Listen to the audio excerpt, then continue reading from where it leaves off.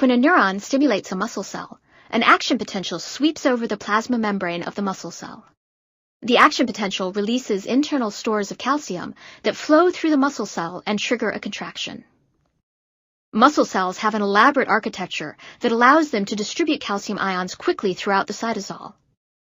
Deep tubular invaginations of the plasma membrane, called T-tubules, crisscross the cell.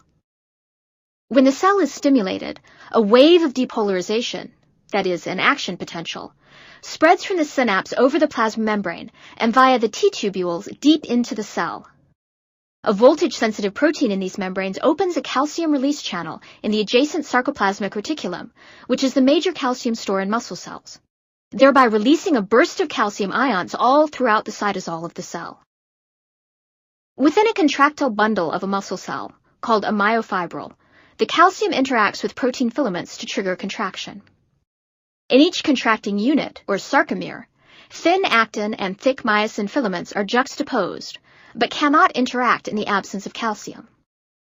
This is because myosin binding sites on the actin filaments are all covered by a rod-shaped protein called tropomyosin. A calcium-sensitive complex, called troponin, is attached to the end of each tropomyosin molecule.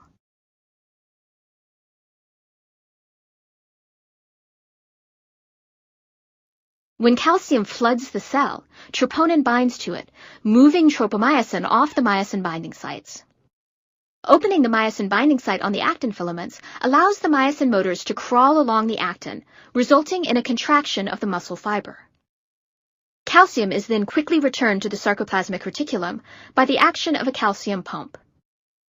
Without calcium, myosin releases actin, and the filaments slide back to their original positions.